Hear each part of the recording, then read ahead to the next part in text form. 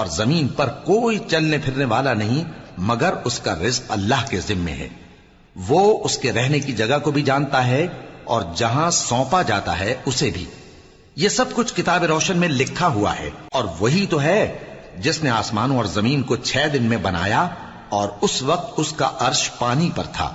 تمہارے پیدا کرنے سے مقصود یہ ہے کہ وہ تم کو آزمائے کہ تم میں عمل کے لحاظ سے کون بہتر ہے. اور اے نبی، اگر تم کہو کہ تم لوگ مرنے کے بعد زندہ کر کے اٹھائے جاؤ گے تو کافر کہہ دیں گے کہ یہ تو کھلا جادو ہوا. اور اگر ایک مدت معین تک ہم ان سے عذاب روک دیں تو کہیں گے کہ کون سی چیز عذاب کو روکے ہوئے ہے. دیکھو، جس روز وہ ان پر واقع ہوگا پھر ٹلنے کا نہیں، اور جس چیز کا یہ مذاق اڑاتے ہیں وہ ان کو گھیر لے گی. اور اگر ہم انسان کو اپنے پاس سے نعمت بخشیں پھر اس سے اس کو چھین لے تو نا امید اور ناشکرا ہو جاتا ہے. اور اگر تکلیف پہنچنے کے بعد آسائش کا مزہ چکھائیں تو خوش ہو کر کہتا ہے کہ سب سختیاں مجھ سے دور ہو گئیں.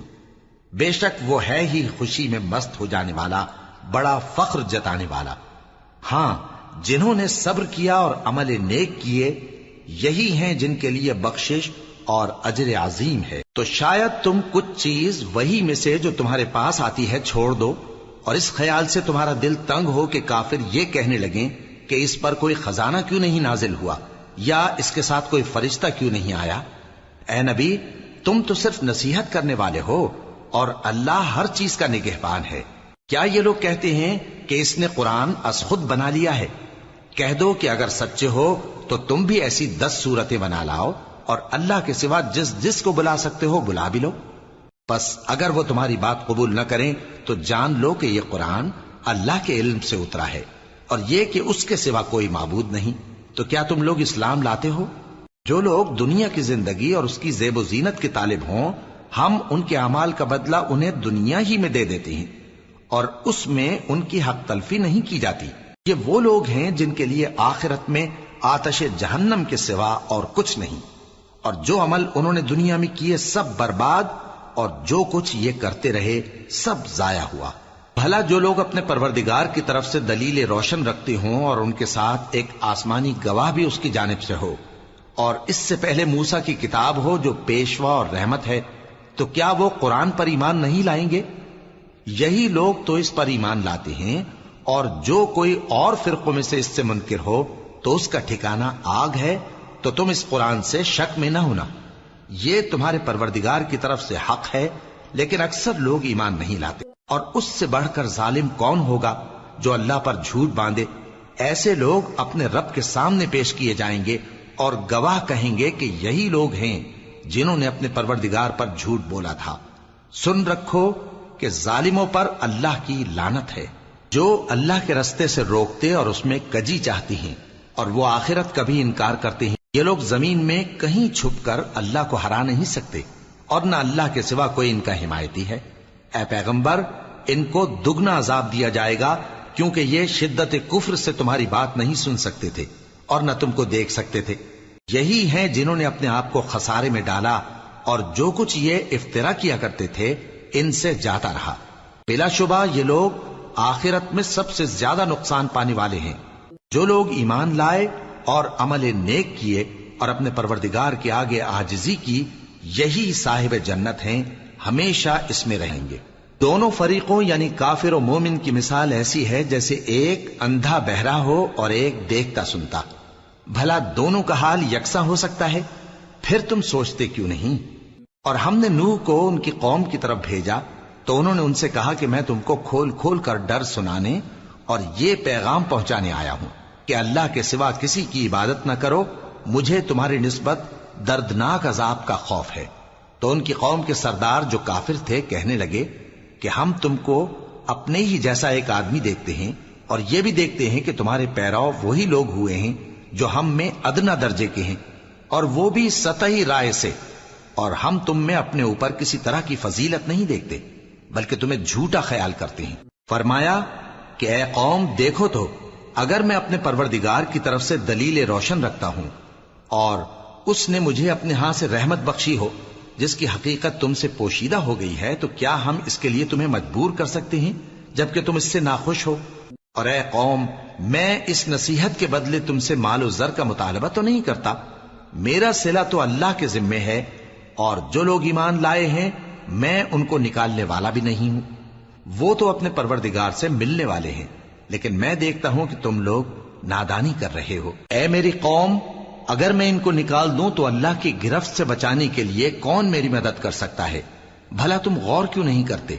اور میں نہ تم سے یہ کہتا ہوں کہ میرے پاس اللہ کے خزانے ہیں، اور نہ یہ کہ میں غیب جانتا ہوں، اور نہ یہ کہتا ہوں کہ میں فرشتہ ہوں، اور نہ ان لوگوں کی نسبت جن کو تم حقارت کی نظر سے دیکھتے ہو یہ کہتا ہوں کہ اللہ ان کو بھلائی یعنی اعمال کی جزا نہیں دے گا۔ جو ان کے دلوں میں ہے اسے اللہ خوب جانتا ہے، اگر میں ایسا کہوں تو بے انصافوں میں ہو جاؤں۔ انہوں نے کہا کہ نوح، تم نے ہم سے جھگڑا تو کیا اور جھگڑا بھی بہت کیا، اب اگر تم سچے ہو تو جس چیز سے ہمیں ڈراتے ہو وہ ہم پر لا نازل کرو۔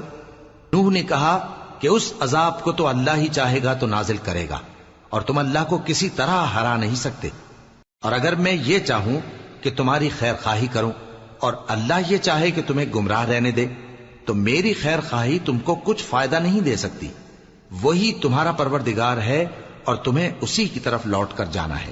کیا یہ لوگ کہتے ہیں کہ اس پیغمبر نے قرآن اپنے دل سے بنا لیا ہے؟ کہہ دو کہ اگر میں نے دل سے بنا لیا ہے تو میرے گناہ کا وبال مجھ پر، اور جو گناہ تم کرتے ہو اس سے میں بری الذمہ ہوں۔ اور نوح کی طرف وحی کی گئی کہ تمہاری قوم میں جو لوگ ایمان لا چکے ان کے سوا اور کوئی ایمان نہیں لائے گا، تو جو کام یہ کر رہے ہیں ان کی وجہ سے غم نہ کھاؤ، اور ایک کشتی ہمارے حکم سے ہمارے سامنے بناؤ، اور جو لوگ ظالم ہیں ان کے بارے میں مجھ سے کچھ نہ کہنا، کیونکہ وہ ضرور غرق کر دیے جائیں گے۔ اور نوح نے کشتی بنانا شروع کر دی، اور جب ان کی قوم کے سردار ان کے پاس سے گزرتے تو ان سے تمسخر کرتے۔ وہ کہتے کہ اگر تم ہم سے تمسخر کرتے ہو تو جس طرح تم ہم سے تمسخر کرتے ہو اسی طرح ایک وقت ہم بھی تم سے تمسخر کریں گے، اور تم کو جلد معلوم ہو جائے گا کہ کس پر عذاب آتا ہے جو اسے رسوا کرے گا، اور کس پر ہمیشہ کا عذاب نازل ہوتا ہے، یہاں تک کہ جب ہمارا حکم آ پہنچا اور تنور جوش مارنے لگا تو ہم نے نوح کو حکم دیا کہ ہر قسم کے پالتو جانوروں میں سے جوڑا جوڑا یعنی ایک ایک نر اور ایک ایک مادہ لے لو، اور جس شخص کی نسبت حکم ہو چکا ہے کہ ہلاک ہو جائے گا اس کو چھوڑ کر اپنے گھر والوں کو اور جو ایمان لایا ہو اس کو کشتی میں سوار کر لو، اور ان کے ساتھ ایمان بہت ہی کم لوگ لائے تھے۔ نوح نے کہا کہ اللہ کا نام لے کر کہ اسی کے کرم سے اس کا چلنا اور ٹھہرنا ہے، اس میں سوار ہو جاؤ، بے شک میرا پروردگار بخشنے والا ہے، مہربان ہے۔ اور وہ ان کو لے کر طوفان کی لہروں میں چلنے لگی۔ لہریں کیا تھیں؟ گویا پہاڑ تھے۔ اس وقت نوح نے اپنے بیٹے کو جو کشتی سے الگ تھا پکارا کہ بیٹا ہمارے ساتھ سوار ہو جا اور کافروں میں شامل نہ ہو۔ اس نے کہا کہ میں ابھی پہاڑ سے جا لگوں گا، وہ مجھے پانی سے بچا لے گا۔ فرمایا کہ آج اللہ کے عذاب سے کوئی بچانے والا نہیں اور نہ کوئی بچ سکتا ہے مگر وہی جس پر اللہ رحم کرے۔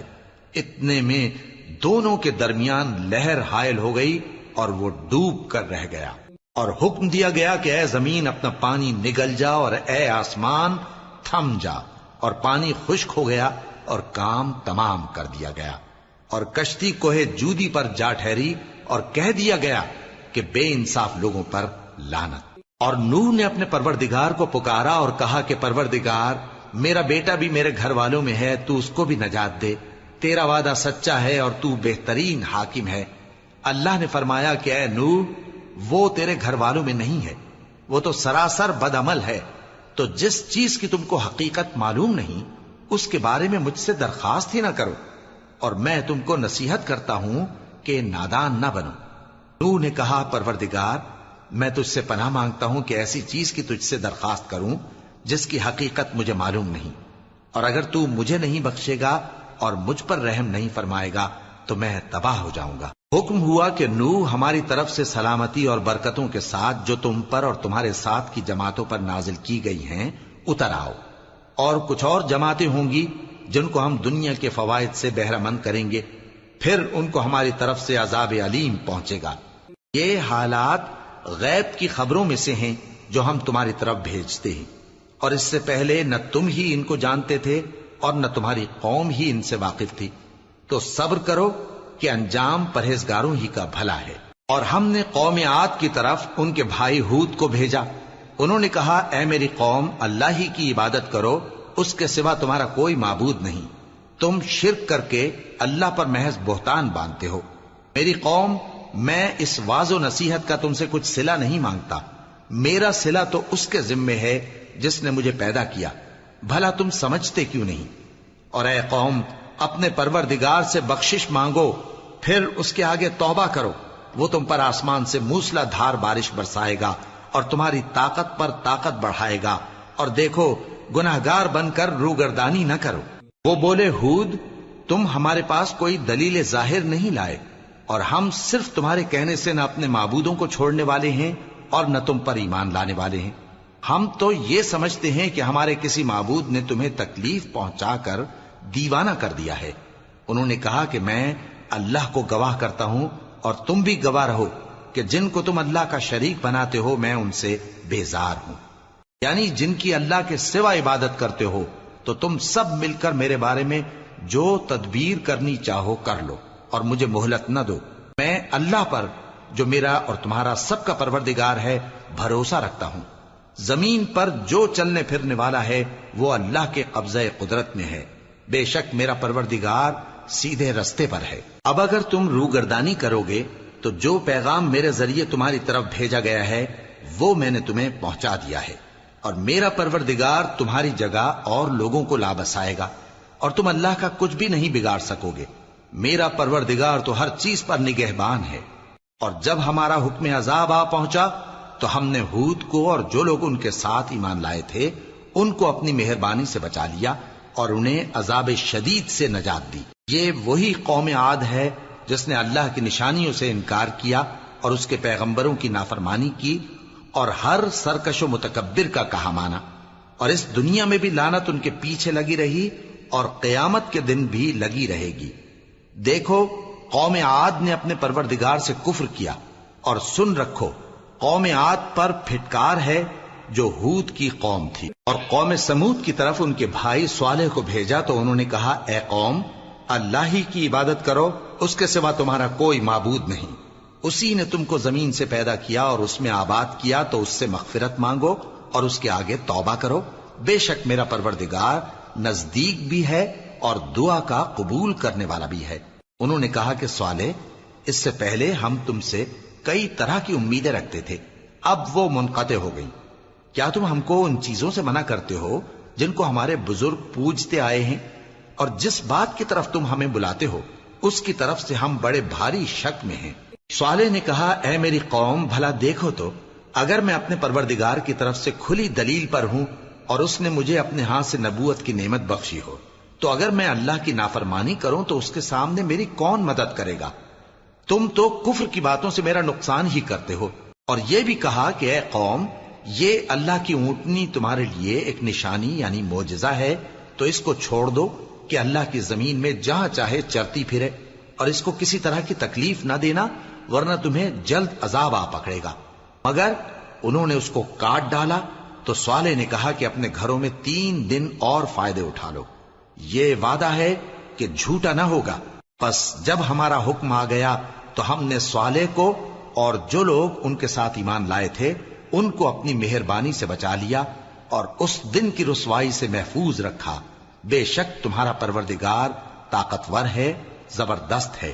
اور جن لوگوں نے ظلم کیا تھا ان کو چنگھاڑ کی صورت میں عذاب نے آ پکڑا تو وہ اپنے گھروں میں اوندھے پڑے رہ گئے، گویا کبھی ان میں بسے ہی نہ تھے.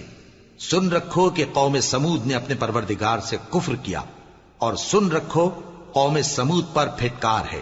اور ہمارے فرشتے ابراہیم کے پاس بشارت لے کر آئے تو سلام کہا. انہوں نے بھی جواب میں سلام کہا. ابھی کچھ وقفہ نہیں ہوا تھا کہ ابراہیم ایک بھنا ہوا بچڑا لے آئے. پھر جب دیکھا کہ ان کے ہاتھ کھانے کی طرف نہیں بڑھتے، یعنی وہ کھانا نہیں کھاتے، تو ان کو اجنبی سمجھ کر دل میں خوف کیا. فرشتوں نے کہا کہ خوف نہ کیجیے، ہم قوم لوط کی طرف ان کے ہلاک کرنے کو بھیجے گئے ہیں. اور ابراہیم کی بیوی جو پاس کھڑی تھی ہنس پڑی. تو ہم نے اس کو اسحاق کی اور اسحاق کے بعد یعقوب کی خوشخبری دی. اس نے کہا اے میرے بچہ ہوگا، میں تو بڑھیا ہوں اور یہ میرے میاں بھی بوڑھے ہیں، یہ تو بڑی عجیب بات ہے. انہوں نے کہا کیا تم اللہ کی قدرت سے تعجب کرتی ہو؟ اے اہل بیت، تم پر اللہ کی رحمت اور اس کی برکتیں ہیں، وہ لائق تعریف ہے، بڑا ہے۔ پھر جب ابراہیم سے خوف جاتا رہا اور ان کو خوشخبری بھی مل گئی تو قوم لوط کے بارے میں لگے ہم سے بحث کرنے۔ بے شک ابراہیم بڑے تحمل والے، نرم دل اور رجوع کرنے والے تھے۔ اے ابراہیم، اس بات کو جانے دو، تمہارے پروردگار کا حکم آ پہنچا ہے اور ان لوگوں پر عذاب آنے والا ہے جو کبھی نہیں ٹلنے کا۔ اور جب ہمارے فرشتے لوط کے پاس آئے تو وہ ان کے آنے سے غمناک اور تنگ دل ہوئے اور کہنے لگے کہ آج کا دن بڑی مشکل کا دن ہے۔ اور لوط کی قوم کے لوگ ان کے پاس بے تحاشا دوڑتے ہوئے آئے اور یہ لوگ پہلے ہی سے انتہائی بےہودہ حرکتیں کیا کرتے تھے۔ لوط نے کہا کہ اے بھائیو، یہ جو میری قوم کی لڑکیاں ہیں یہ تمہارے لیے جائز اور پاک ہیں، تو اللہ سے ڈرو اور میرے مہمانوں کے بارے میں مجھے بے آبرو نہ کرو۔ کیا تم میں کوئی بھی شائستہ آدمی نہیں؟ وہ بولے تم کو معلوم ہے کہ تمہاری ان بیٹیوں کی ہمیں کچھ حاجت نہیں، اور جو ہماری غرض ہے اسے تم خوب جانتے ہو۔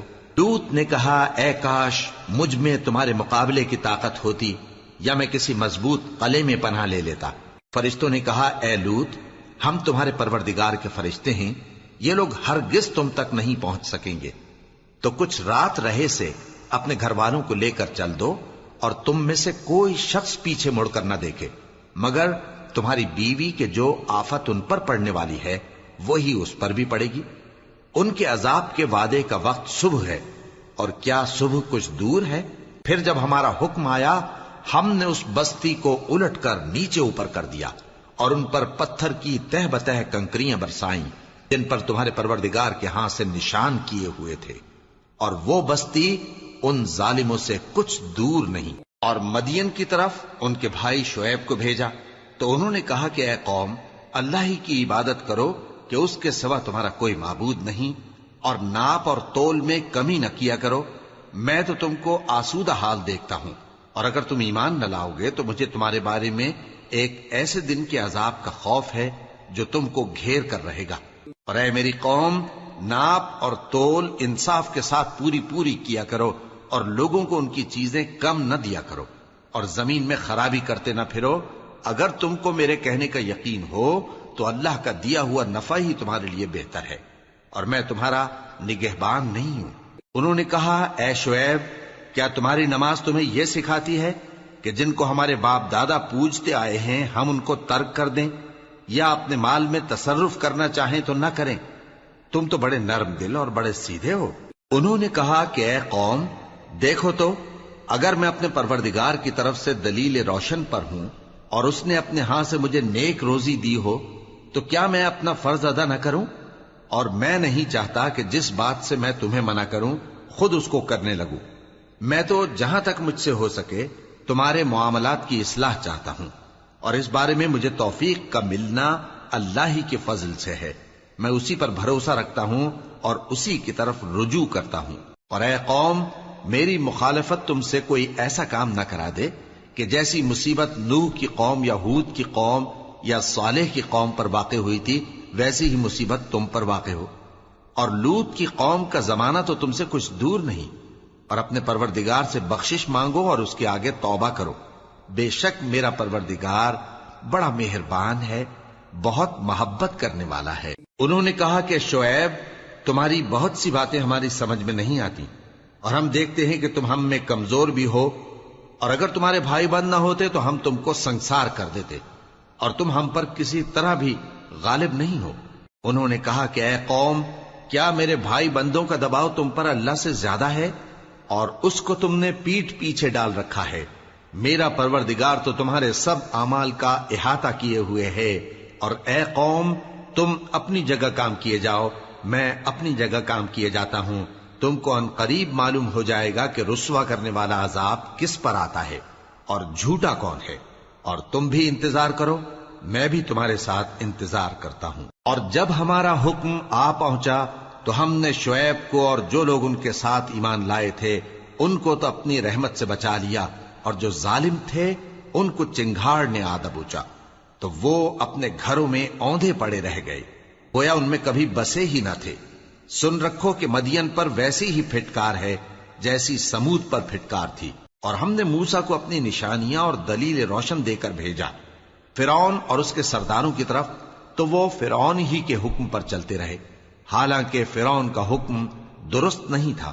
وہ قیامت کے دن اپنی قوم کے آگے آگے چلے گا، پھر ان کو دوزخ میں جا اتارے گا، اور جس مقام پر وہ اتارے جائیں گے وہ برا ہے۔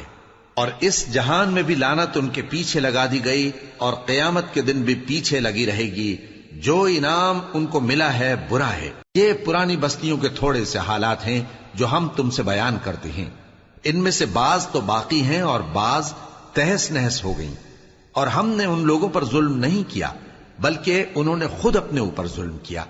غرض جب تمہارے پروردگار کا حکم آ پہنچا تو جن معبودوں کو وہ اللہ کے سوا پکارا کرتے تھے وہ ان کے کچھ بھی کام نہ آئے، اور بربادی کے سوا انہیں اور کچھ نہ دے سکے۔ اور تمہارا پروردگار جب نافرمان بستیوں کو پکڑا کرتا ہے تو اس کی پکڑ اسی طرح کی ہوتی ہے، بے شک اس کی پکڑ دکھ دینے والی سخت ہے۔ ان قصوں میں اس شخص کے لیے جو عذاب آخرت سے ڈرے عبرت ہے۔ یہ وہ دن ہوگا جس میں سب اکٹھے کیے جائیں گے، اور یہی وہ دن ہوگا جس میں سب اللہ کے روبرو حاضر کیے جائیں گے، اور ہم اس کے لانے میں ایک وقت معین تک تاخیر کر رہے ہیں۔ جس روز وہ آ جائے گا تو کوئی شخص اللہ کے حکم کے بغیر بول بھی نہیں سکے گا۔ پھر ان میں سے کچھ بدبخت ہوں گے اور کچھ نیک بخت۔ تو جو بدبخت ہوں گے وہ دوزخ میں ڈال دیے جائیں گے، اس میں ان کو چلانا اور دھاڑنا ہوگا۔ جب تک آسمان و زمین ہیں وہ اسی میں رہیں گے مگر جتنا تمہارا پروردگار چاہے، بے شک تمہارا پروردگار جو چاہتا ہے کر دیتا ہے۔ اور جو نیک بخت ہوں گے وہ بہشت میں داخل کیے جائیں گے، اور جب تک آسمان اور زمین ہیں ہمیشہ اسی میں رہیں گے مگر جتنا تمہارا پروردگار چاہے۔ یہ اللہ کی بخشش ہے جو کبھی منقطع نہیں ہوگی۔ تو یہ لوگ جو غیر اللہ کی پرستش کرتے ہیں اس سے تم شک میں نہ پڑنا، یہ اسی طرح پرستش کرتے ہیں جس طرح پہلے سے ان کے باپ دادا پرستش کرتے آئے ہیں، اور ہم ان کو ان کا حصہ پورا پورا بغیر کچھ کم کیے دینے والے ہیں۔ اور ہم نے موسیٰ کو کتاب دی تو اس میں اختلاف کیا گیا، اور اگر تمہارے پروردگار کی طرف سے ایک بات پہلے نہ ہو چکی ہوتی تو ان میں فیصلہ کر دیا جاتا، اور وہ تو اس کی طرف سے بڑے بھاری شک میں پڑے ہوئے ہیں۔ اور تمہارا پروردگار ان سب کو قیامت کے دن ان کے اعمال کا پورا پورا بدلہ دے گا، بے شک جو عمل یہ کرتے ہیں وہ اس سے واقف ہے۔ سو اے پیغمبر، جیسا تم کو حکم ہوتا ہے اس پر تم اور جو لوگ تمہارے ساتھ تائب ہوئے ہیں قائم رہو، اور حد سے تجاوز نہ کرنا، وہ تمہارے سب اعمال کو دیکھ رہا ہے۔ اور مسلمانوں، جو لوگ ظالم ہیں ان کی طرف مائل نہ ہونا، نہیں تو تمہیں بھی دوزخ کی آگ آ لپٹے گی، اور اللہ کے سوا تمہارے کوئی دوست نہیں ہوں گے، پھر تمہیں کوئی مدد بھی نہ ملے گی۔ اور دن کے دونوں سروں یعنی صبح اور شام کے اوقات میں اور رات کی چند ساعتوں میں نماز پڑھا کرو، کچھ شک نہیں کہ نیکیاں گناہوں کو دور کر دیتی ہیں۔ یہ ان کے لیے نصیحت ہے جو نصیحت قبول کرنے والے ہیں۔ اور صبر کیے رہو کہ اللہ نیکوکاروں کا اجر ضائع نہیں کرتا۔ تو جو امتیں تم سے پہلے گزر چکی ہیں ان میں ایسے ہوش مند کیوں نہ ہوئے جو ملک میں خرابی کرنے سے روکتے؟ ہاں، ایسے تھوڑے سے تھے جن کو ہم نے ان میں سے نجات بخشی، اور جو ظالم تھے وہ انہی باتوں کے پیچھے لگے رہے جن میں عیش و آرام تھا، اور وہ گناہوں میں ڈوبے ہوئے تھے۔ اور تمہارا پروردگار ایسا نہیں ہے کہ بستیوں کو جبکہ وہاں کے باشندے نیکوکار ہوں از راہ ظلم تباہ کر دے۔ اور اگر تمہارا پروردگار چاہتا تو تمام لوگوں کو ایک ہی جماعت کر دیتا، اور وہ برابر اختلاف کرتے رہیں گے، مگر جن پر تمہارا پروردگار رحم فرمائے، اور اسی لیے اس نے ان کو پیدا کیا ہے۔ اور تمہارے پروردگار کا قول پورا ہو گیا کہ میں دوزخ کو جنوں اور انسانوں سب سے بھر دوں گا۔ اور اے نبی اور پیغمبروں کے وہ سب حالات جو ہم تم سے بیان کرتے ہیں ان سے ہم تمہارے دل کو جمائے رکھتے ہیں، اور ان حالات میں تمہارے پاس حق پہنچ گیا، اور یہ مومنوں کے لیے نصیحت اور عبرت ہے۔ اور جو لوگ ایمان نہیں لائے ان سے کہہ دو کہ تم اپنی جگہ عمل کیے جاؤ، ہم اپنی جگہ عمل کیے جاتے ہیں، اور نتیجہ اعمال کا تم بھی انتظار کرو، ہم بھی انتظار کرتے ہیں۔ اور آسمانوں اور زمین کی چھپی چیزوں کا علم اللہ ہی کو ہے، اور تمام معاملات اسی کی طرف رجوع کیے جائیں گے۔ تو اسی کی عبادت کرو اور اسی پر بھروسہ رکھو، اور جو کچھ تم لوگ کر رہے ہو تمہارا پروردگار اس سے بے خبر نہیں۔ شروع اللہ کا نام لے کر جو بڑا مہربان نہایت رحم والا ہے۔ الف لام را، یہ کتاب روشن کی آیتیں ہیں۔ ہم نے اس قرآن کو عربی میں نازل کیا ہے تاکہ تم لوگ سمجھ سکو۔ اے پیغمبر، ہم اس قرآن کے ذریعے سے جو ہم نے تمہاری طرف بھیجا ہے تمہیں ایک نہایت اچھا قصہ سناتے ہیں، اور تم اس سے پہلے بے خبر تھے۔ جب یوسف نے اپنے والد سے کہا کہ ابا، میں نے خواب میں 11 ستاروں اور سورج اور چاند کو دیکھا ہے، دیکھتا کیا ہوں کہ وہ مجھے سجدہ کر رہی ہیں۔ انہوں نے کہا کہ بیٹا، اپنے خواب کا ذکر اپنے بھائیوں سے نہ کرنا، نہیں تو وہ تمہارے حق میں کوئی چال چلیں گے۔ کچھ شک نہیں کہ شیطان انسان کا کھلا دشمن ہے، اور اسی طرح اللہ تمہیں برگزیدہ و ممتاز کرے گا اور خواب کی باتوں کی تعبیر کا علم سکھائے گا، اور جس طرح اس نے اپنی نعمت پہلے تمہارے دادا پر دادا ابراہیم اور اسحاق پر پوری کی تھی، اسی طرح تم پر اور اولاد یعقوب پر پوری کرے گا۔ بے شک تمہارا پروردگار سب کچھ جاننے والا ہے، حکمت والا ہے۔ ہاں، یوسف اور ان کے بھائیوں کے قصے میں پوچھنے والوں کے لیے بہت سی نشانیاں ہیں۔ جب انہوں نے آپس میں تذکرہ کیا کہ یوسف اور اس کا بھائی ابا کو ہم سے زیادہ پیارے ہیں، حالانکہ ہم جماعت کی جماعت ہیں، کچھ شک نہیں کہ ابا کھلی غلطی پر ہیں، یوسف کو یا تو جان سے مار ڈالو یا کسی ملک میں پھینک آؤ، پھر ابا کی توجہ صرف تمہاری طرف ہو جائے گی، اور اس کے بعد تم نیک لوگوں میں ہو جاؤ گے۔ ان میں سے ایک کہنے والے نے کہا کہ یوسف کو جان سے نہ مارو، کسی اندھے کنویں میں ڈال دو کہ کوئی راہگیر اسے نکال کر کسی دوسرے ملک میں لے جائے گا۔ اگر تم کو کرنا ہی ہے تو یوں کرو۔ یہ مشورہ کر کے وہ اپنے والد سے کہنے لگے کہ ابا جان، کیا سبب ہے کہ آپ یوسف کے بارے میں ہمارا اعتبار نہیں کرتے، حالانکہ ہم اس کے خیر خواہ ہیں؟ کل اسے ہمارے ساتھ بھیج دیجئے کہ خوب میوے کھائے اور کھیلے کودے، ہم اس کے نگہبان ہیں۔ انہوں نے کہا کہ یہ امر مجھے غمناک کیے دیتا ہے کہ تم اسے لے جاؤ، یعنی وہ مجھ سے جدا ہو جائے، اور مجھے یہ بھی خوف ہے کہ تم کھیل میں اس سے غافل ہو جاؤ اور اسے بھیڑیا کھا جائے۔ وہ کہنے لگے کہ اگر ہماری موجودگی میں کہ ہم ایک طاقتور جماعت ہیں اسے بھیڑیا کھا گیا تو ہم بڑے نقصان میں پڑ گئے۔ غرض جب وہ اس کو لے گئے اور اس بات پر اتفاق کر لیا کہ اس کو اندھے کنویں میں ڈال دیں، اور ہم نے یوسف کی طرف وحی بھیجی کہ ایک وقت ایسا آئے گا کہ تم انہیں ان کے اس سلوک سے آگاہ کرو گے، اور ان کو اس وحی کی کچھ خبر نہ ہوگی۔ اور یہ حرکت کر کے وہ رات کے وقت باپ کے پاس روتے ہوئے آئے، کہنے لگے کہ ابا جان، ہم تو دوڑنے اور ایک دوسرے سے آگے نکلنے میں مصروف ہو گئے اور یوسف کو اپنے اسباب کے پاس چھوڑ گئے تو اسے بھیڑیا کھا گیا، اور آپ ہماری بات کو گو ہم سچ ہی کہتے ہیں باور نہیں کریں گے، اور ان کے کرتے پر جھوٹ موٹ کا لہو بھی لگا لائے۔ یعقوب نے کہا کہ یوں نہیں ہے، بلکہ تم اپنے دل سے یہ بات بنا لائے ہو۔ اچھا، صبر کہ وہی خوب ہے، اور جو تم بیان کرتے ہو اس کے بارے میں اللہ ہی سے مدد چاہیے۔ اور اب اللہ کی شان دیکھو کہ اس کنویں کے قریب ایک قافلہ آوارد ہوا اور انہوں نے پانی کے لیے اپنا سقا بھیجا، تو اس نے کنویں میں ڈول لٹکایا، یوسف اس سے لٹک گئے۔ وہ بولا، زہے قسمت، یہ تو ایک لڑکا ہے، اور اس کو قیمتی سرمایہ سمجھ کر چھپا لیا۔ اور جو کچھ وہ کرتے تھے اللہ کو خوب معلوم تھا، اور انہوں نے اس کو تھوڑی سی قیمت یعنی مادود چند درہموں پر بیچ ڈالا، اور وہ اس سے بیزار ہو رہے تھے۔ اور مصر میں جس شخص نے اس کو خریدا، اس نے اپنی بیوی سے جس کا نام زلیخا تھا کہا کہ اس کو عزت و اکرام سے رکھو، عجب نہیں کہ یہ ہمیں فائدہ دے یا ہم اسے بیٹا بنا لیں۔ اس طرح ہم نے یوسف کو سرزمین مصر میں جگہ دی، اور غرض یہ تھی کہ ہم ان کو خواب کی باتوں کی تعبیر سکھائیں، اور اللہ اپنے کام پر غالب ہے لیکن اکثر لوگ نہیں جانتے۔ اور جب وہ اپنی جوانی کو پہنچے تو ہم نے ان کو دانائی اور علم عطا کیا، اور نیکوکاروں کو ہم اسی طرح بدلہ دیا کرتے ہیں۔ اور جس عورت کے گھر میں وہ رہتے تھے اس نے ان کو اپنی طرف مائل کرنا چاہا، اور دروازے بند کر کے کہنے لگی، یوسف جلدی آؤ۔ انہوں نے کہا کہ اللہ پناہ میں رکھے، وہ یعنی تمہارے میاں تو میرے آقا ہیں، انہوں نے مجھے اچھی طرح سے رکھا ہے، میں ایسا ظلم نہیں کر سکتا، بے شک ظالم لوگ فلاح نہیں پائیں گے۔ اور اس عورت نے ان کا قصد کیا اور انہوں نے اس کا قصد کیا۔ اگر وہ اپنے پروردگار کی نشانی نہ دیکھتے تو جو ہوتا سو ہوتا۔ یوں اس لیے کیا گیا کہ ہم ان سے برائی اور بے حیائی کو روک دیں، بے شک وہ ہمارے چنے ہوئے بندوں میں سے تھے۔ اور دونوں دروازے کی طرف بھاگے، آگے یوسف پیچھے زلیخا، اور عورت نے ان کا کرتا پیچھے سے پکڑ کر جو کھینچا تو پھاڑ ڈالا، اور دونوں کو دروازے کے پاس عورت کا خاوند مل گیا۔